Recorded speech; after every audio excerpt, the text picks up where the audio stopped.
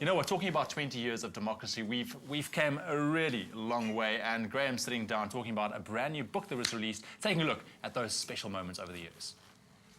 Yep, special moments indeed. South Africa only stands in the current position it is in because of innovation, because of brilliant design, and because of some incredibly creative South African souls. And they come vividly to life in 100 good ideas, celebrating 20 years of democracy. What an awesome way to celebrate South Africa, to celebrate us being the design capital, and celebrate the work of Brendon Bell-Roberts, who I would imagine, Brendon, feels like a very proud father at this stage, releasing something that you, by your own admission, is very much a collaborative effort. Tell us about this incredible release. Thanks for the invitation, and yes, most certainly we are very proud as a team, our business. The making of the book was very much a collaborative process. The editor of our Art South Africa magazine is my co-author, and then my entire team of researchers, designers, and even the tea lady was very integral in bringing this project to life. It is also our submission for the World Design Capital, which has gone down very well in that it's a book and it's portable, so it seems to have gone to many places. As people need to get a window into South Africans' design capability. Why this? Why this now? What was your drive? Well, we're involved, besides having done the book, also in a lot of positive change and sustainability work with our change agent communications agency and the Sustain Our Africa Summit that we do every 2 years. And we wanted to catalyse that together with our Art South Africa and culture focus into one product that could tell the story of all the great work that we're doing and the great people that we meet and work with all the time. And obviously, with the World Design Capital, it was a good way to package it and put it forward as a project. And a great venture as well, I'm sure. And I hope it is a huge success.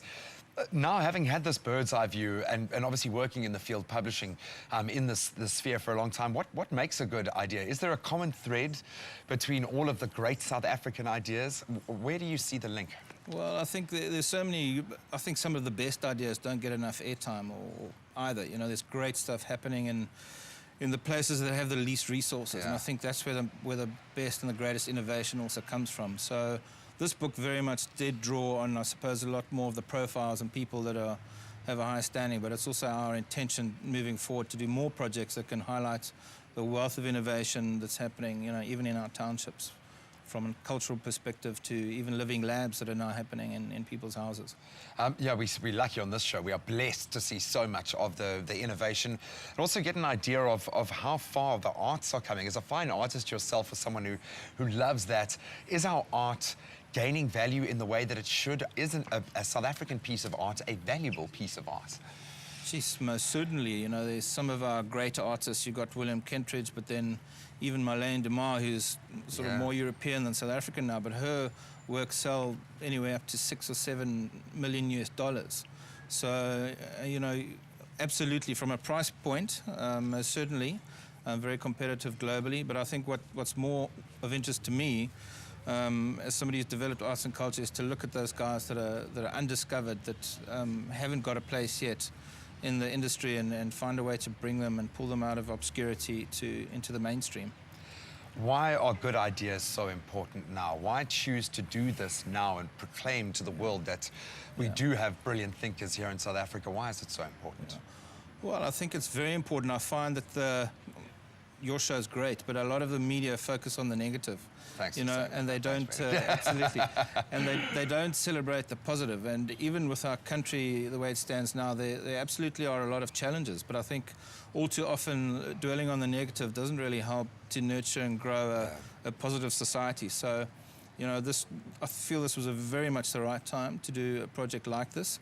Although I've always done these kinds of projects. We focus on development and positive stories. So it also just helps to nurture I think a much better society. Yeah, better self-image for all of us. Absolutely. How can we connect with you lastly, very briefly?